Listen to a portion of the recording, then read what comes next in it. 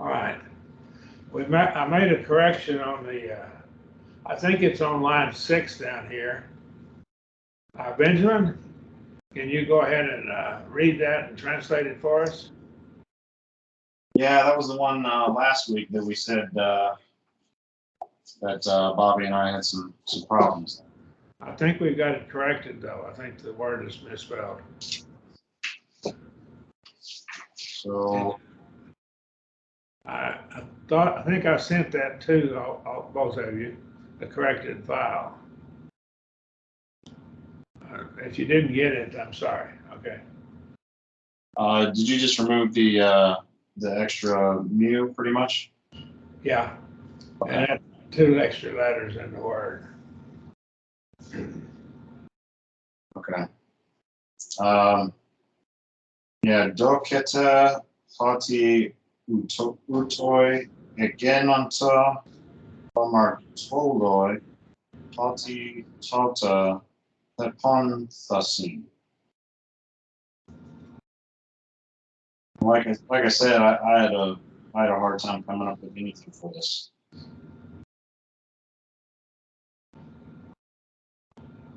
What did you get for dokete?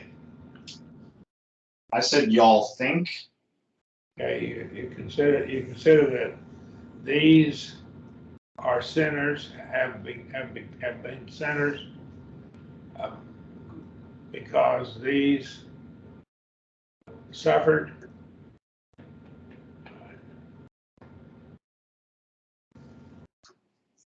And remember when Jesus talked about the Tower of Siloam that fell on some of the Judeans?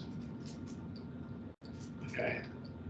I think this is a spinoff on that's what it is. Okay. So can you say that again? How you translated that? Okay. It seems that you think or you deem that these have become or they became sinners because those ones oh my, I don't know what that word is, had suffered or had died. I think that's death. Had died.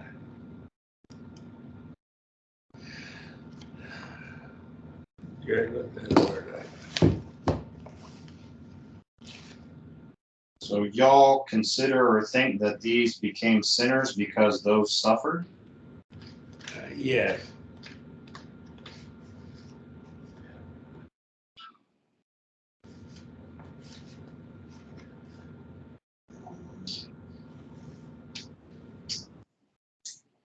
I'm going to have to look that word up. I'm sorry. Sorry. Epanthasin is from Pasco. Pasco is I suffer, so because they had suffered. Yes, perfect active. Yeah. And I had it right. They had suffered. Okay. And so it's third person plural, perfect. They had suffered from Pasco. Okay. Let's skip and go to the next lesson now. And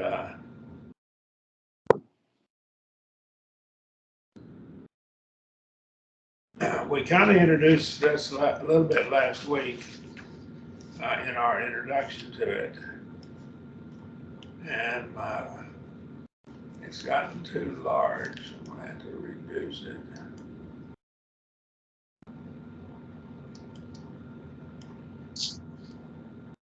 That'll work right there.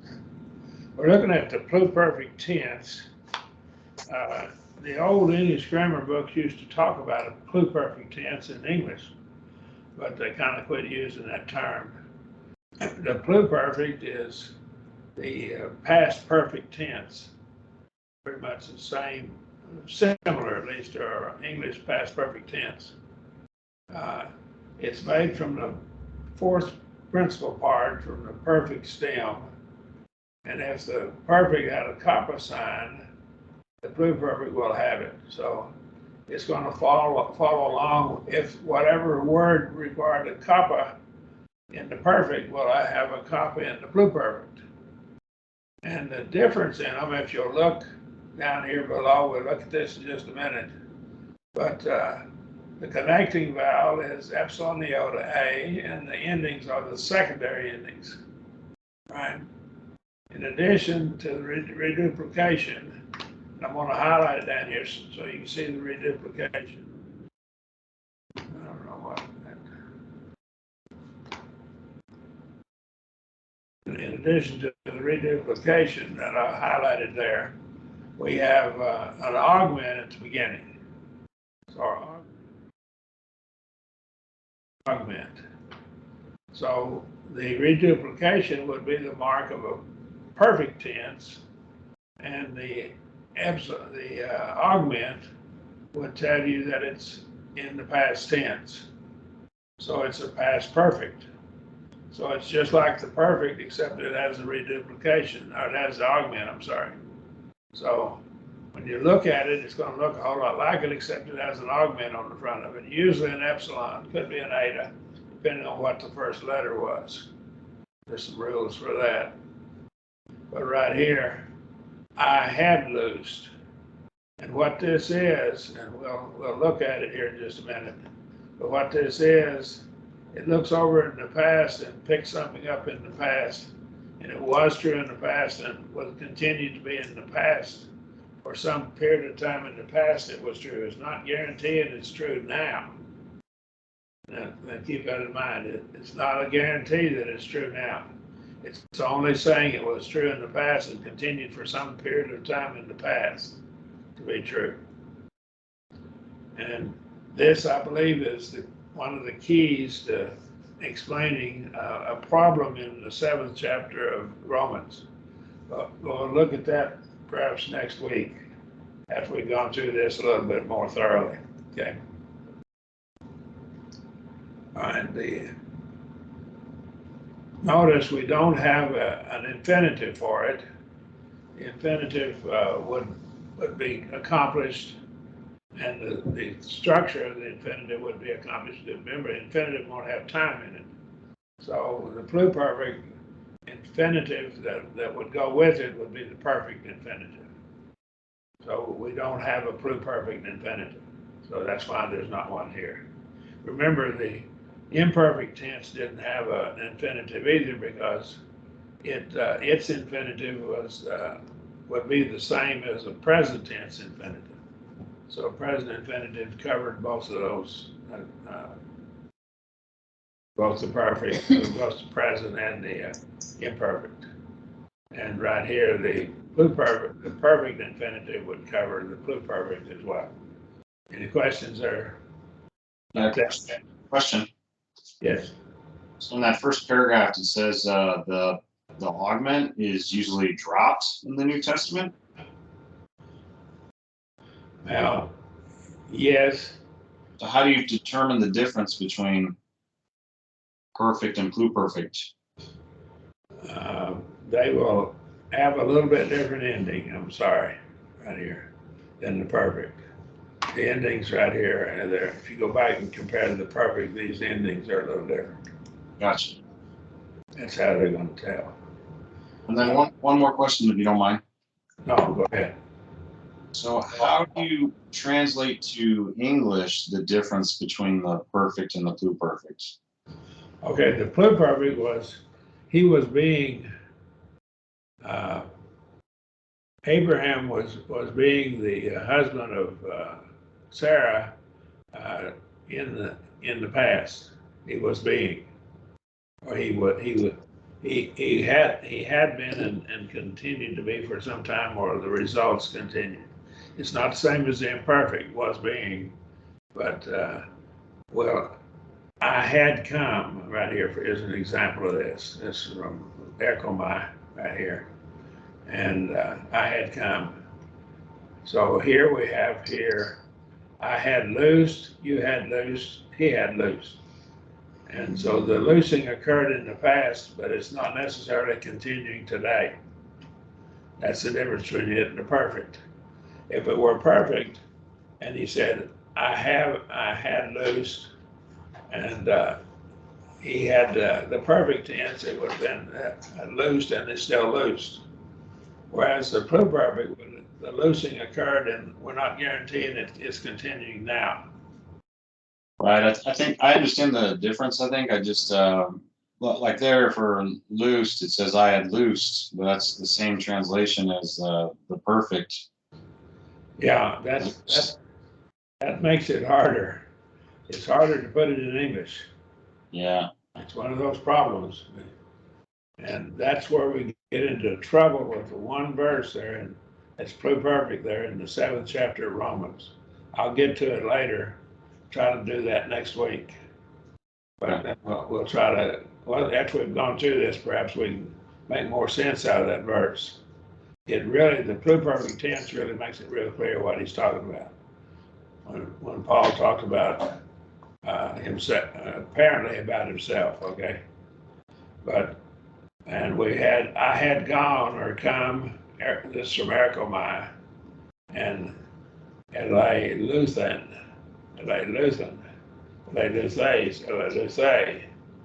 I had gone, or I had come, you had gone or you had come, and he had gone or he had come. Eluthaman, we had gone or come, Eleluthete. You had gone, Elelutheson. They had gone. And again, there's no infinitive. All right. Here's what he tells us about the meaning of the pluperfect. Now, the file that I sent you on lexicon and grammar notes talks about the pluperfect and has several other writers how they explain it. And the beauty of this is we get it in a little bit different words from several different authors. And they're saying essentially the same thing, but maybe with a little bit different wording. That will help us as we look at it. It expresses a state or condition following a completed act in the past.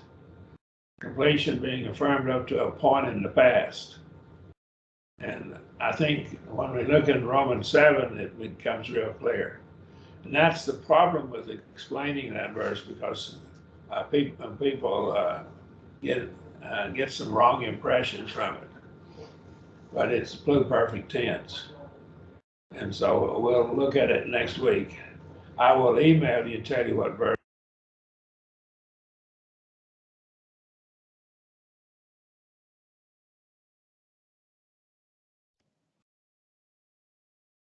I don't know.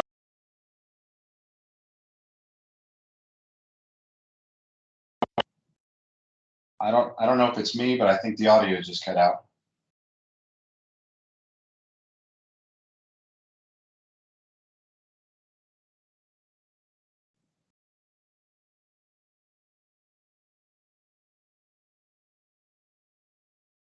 I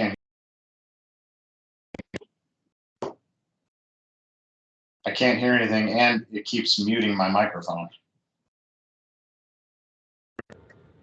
Now you can probably hear me. Now I can hear you, but yeah, it keeps randomly muting my microphone. Something muted my microphone too. Okay, I'm sorry. All right. I'll go back to the meaning of the pluperfect. The pluperfect expresses a state or condition following a completed act in the past. Completion being affirmed up to a point in the past. All right. In John 4:8, apeleleutheson, in John 4:8 affirms that at the time Jesus spoke to the woman, the disciples had gone away to buy food. The pluperfect relates to the perfect as the imperfect does to the present. It is a past perfect. So that's the closest we can get in English. It's past perfect. And that helps a little bit to explain what it means. This tense by nature of its meaning is not as common as the perfect. It only occurs 86 times in the New Testament. I added that to the book. It's used most often in the New Testament in the Gospel of John. John uses it repeatedly, much more so than the other writers. But it is found in some other places. 86 times is a bit rare, but it's really helpful in explaining something. In indirect discourse, where the original tense is kept in Greek, the pluperfect of the English will be represented by the perfect in the Greek. Right? So English, there's an intensive pluperfect. Many perfects accent the durative idea in such a way as to become practically present in meaning. And we take the perfect tense oida, which is I know, and poitha, I am confident, that tethneka, and I am dead. I have died and I'm still dead. See, that's perfect. Estaka, I stand and still stand. So the pluperfects of such verbs as would be expected are imperfect in meaning. So, all right. Now, that's what he's telling us. So it will function like the imperfect. Learn the second pluperfect of oida. This word is used a fair amount. Look at the places it's found. We have it in Romans 7:7, and we can look at that. We'll look at these verses perhaps later, but it would be good to maybe take a look at these verses. And I've got Romans 7:7 already translated, and I can look at some of the other ones too. But these are pluperfect. I knew I was knowing in the past and up to a point in time. And so I think Romans 7:7 is what we want to look at. Here's some more places where it's found. So we have listed here 1, 2, 3, 4, 5, 6, 7, 8 of the approximately 60 passages. Plus we have the passage in John 4:8 mentioned. So he mentioned about 9 out of 86. About 1 out of every 9 passages where it's found are actually mentioned in this file. That'll help a bit. You can look at some of those right there. Any questions? All right. Hey, Dane, I knew I was knowing. Hey, Dace, you knew or you were knowing. And in the past. Hey, Day, he knew. Hey, Damon, we knew or we were knowing. And he says it functions pretty much like the imperfect tense. Hey, Date, you knew, and they Dason, hey, Dason, they knew, they were knowing. All right. We have these other words here. Now we'll look at them later, but let's look at our vocabulary right now. We're getting pretty close. We'll have to, we got about 10 or 15 more minutes. We'll be through. On Korao, I depart, I withdrew. Now I can see how that could function in the pluperfect tense, because I departed and withdrew, or he departed and withdrew. Epigenosko, I know clearly, and this is know something very clearly. It is a stronger form than, I'll put a break in it right there. Gnosko. It's stronger than gnosko. It's to know more fully. And so kind of keep that in mind. So we know more fully. In Peter's writings, his 2 epistles, I think particularly in the 2nd Peter, he has these 2 words contrasted. So there's a contrast in his writings between gnosko and epigenosko. And our problem is our English text translates them both the same way. We kind of miss the point there.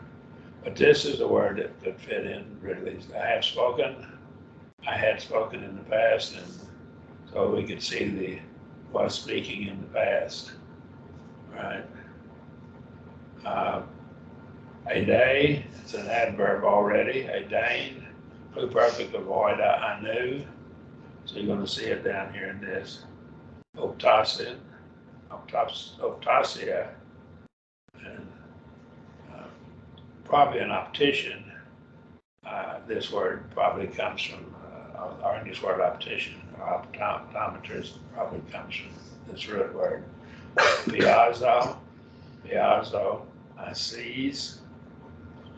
And so it could be he seized him and he seized him and held it for a while, and he's not holding him anymore, see? So that would fit in. Nigh, yea. This is a strong form. Yea is more stronger than just yes. Okay, so kind of keep that in mind. It's used in the United States and usually in like Congress and places like that would use those words. It's a strong form of yes. Osea in the evening. Soon tethemy, I place together. Middle, I agree. And so I place together.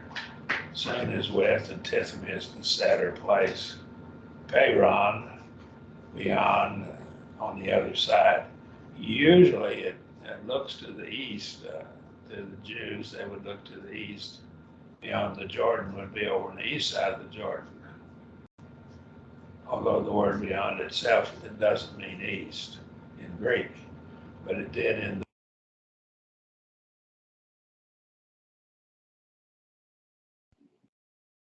You just got muted again, I think.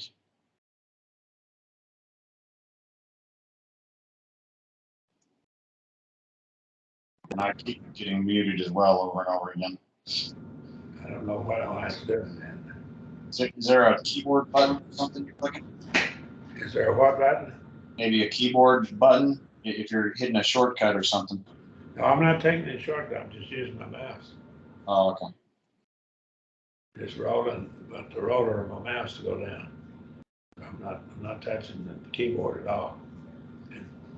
All right, I'll try to figure out what's going on. I've got another class next hour. I hope it doesn't mess up on it. Okay. Scotia is darkness. Did you miss Peyron? Did it cut off before? Oh, no, you're good. Yeah, he can't hear me again. Okay. No, I hear you. I was just saying, I did hear Iran. You're good. Okay. Host is this this adverb, temporal particle, but it's really an adverb of comparison. And it's so that, it's used repeatedly in the New Testament, so that, and paraluo is I sail by, sail, and so when they give an account of it, Luke might use this word, we sail by a certain place. Probably that's how it's used in the New Testament. That's why they picked it up.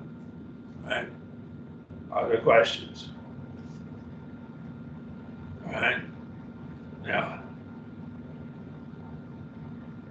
well, what I want us to do next week, if we can, let's take these, this text right down here and try to translate it. I think some of it is actually from Scripture. Okay. Martha said to him, yea, Lord, so you can see. And so I think this is right from the text, probably of Lazarus, and probably right out of the Bible. But don't cheat on it. Try to figure it out if you can. Right. Any questions or comments there?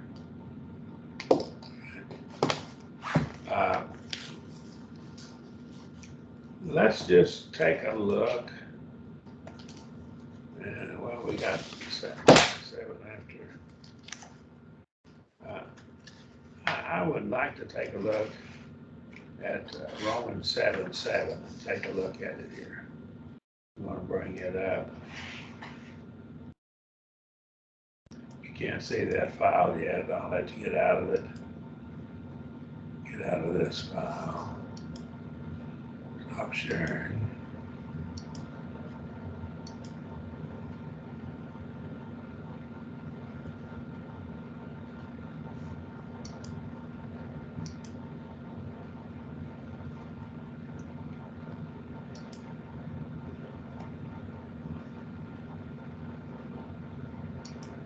All right, let's go to Romans 7:7. I'll get into that file.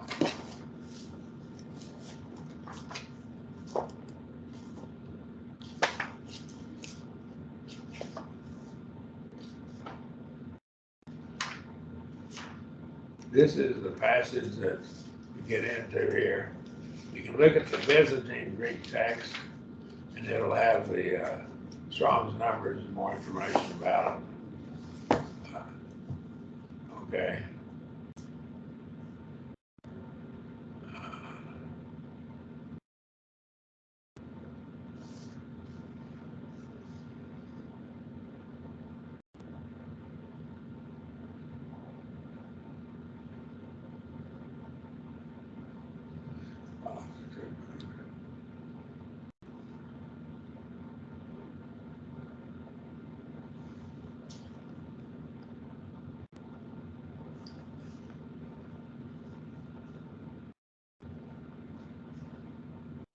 I'm sorry.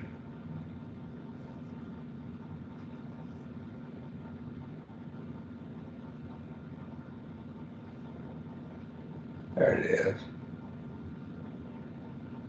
There's your perfect word right there. Right there. It ain't. So let's look at how the American Standard renders it. And what we have here. What shall we say then? Is the law sin? God forbid. Or may it not be, is better rendering. I had not known sin except to the law, for I had not known coveting, except the law had said, thou shalt not covet. So I had not known sin. And I had not, and it's your pluperfect tense there. So when you look at that, what it's saying is, it's looking at knowing sin back in the past at some time. And they knew it, and it's not saying it knows it now. He's looking at something in the past. And that's part of the key to it. So what we'll do is we'll take a look at that. I can send you my notes on Romans, and you can look and see my comments on it and study it before next week. That'd be all right? Any questions there? Can I just make sure I understand? So you're saying when he says I had not known sin, at some point he didn't know sin, but then that ended because it's so sin became known. Yes. I think what he's doing is he's saying that when the law came, the law of Moses came, and he's speaking as a Jew generically, looking back to how that they come to knowledge. The law of Moses revealed some things to be sin that hadn't been revealed prior to that. I think it's looking back at that. But I'll send you my notes. Well, we can look at it a little bit next week. That'll be a good application of it. I think it clarifies this passage. But we'll look at that later, okay? You think he's referring to the time where he was a child? Well, that's one interpretation, but I don't think it's correct. But that is a possibility, okay? I think he's looking back at the Jews in general, and he's speaking as a Jew, what the Jews saw, and that they didn't have this knowledge, okay? Yeah. All right, let me get back here. I don't know. I lost it.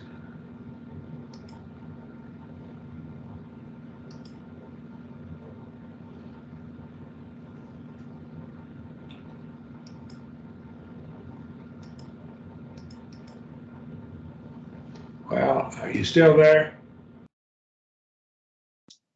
Yes, sir. Okay. I'm having trouble with my file. There it is. I want to get out of this one. Go back to the other file.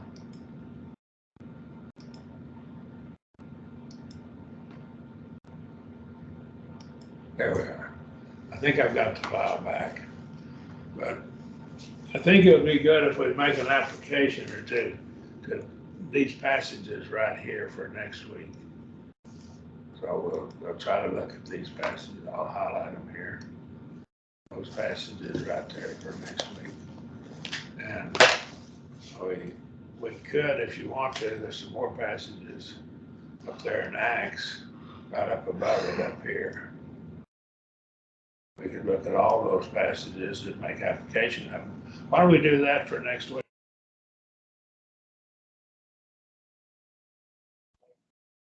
You just muted again.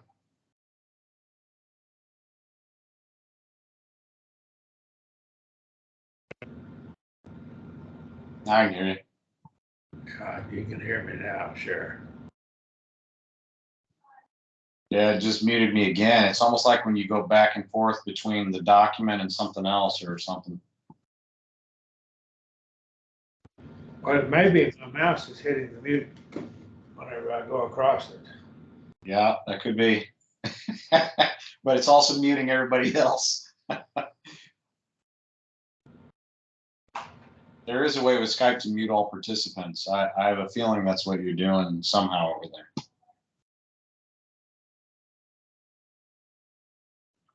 Yeah, it just muted me again.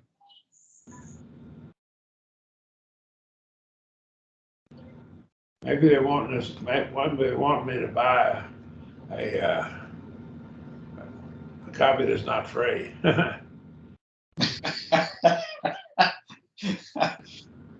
That's a possibility. We may have to do that if they. That's pretty good incentive. Every 5 minutes, mute everybody. My email account's doing that. I have a free one, and they're pulling some stunts on me to try to get me to get a one that's got more options to it. Okay. So this may be what we have to do here with this. I don't know why it hadn't kicked out right now though. And if I move my mouse, maybe it's messing it up. We're pretty close to, let's just call a halt to it tonight and get back with it next week, and I'll play with this a little bit, see what I can do. Now, next week we won't have class now. I'm having surgery, okay? So there'll be no class next week. I'm having surgery next Tuesday. Okay. I hope it goes successfully. Well, thank you, appreciate it. Yeah. All right. So 2 weeks.